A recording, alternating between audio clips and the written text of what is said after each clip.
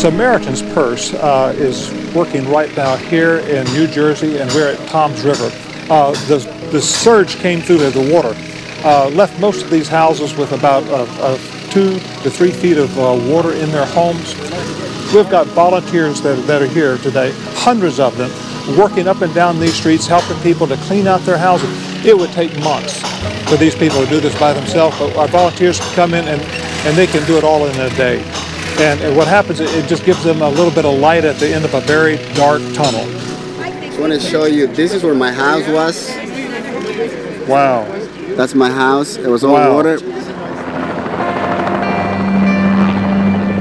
Today we went up the coast and we were able to see many of these areas that really took the brunt of the storm.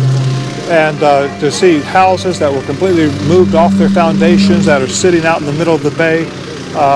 Boats that dislodged that are miles now from the coast that are inland, sitting in the middle of a marsh. You could just see how ferocious the storm was. It was horrendous. But yet the people have got to rebuild. People got to go on with their lives, and we're going to be here in New Jersey, in New York, for months to come, helping people in the name of Jesus Christ. That's what this is all about. It's responding in Jesus' name. These are the answers through people. Look how God uses God, people. don't We do. We do. We need financial help. We need your support so that we can continue to respond to places like Tom's River, New Jersey, and do it in Jesus' name. So we need your help and we need your prayers. Thank you, and God bless you.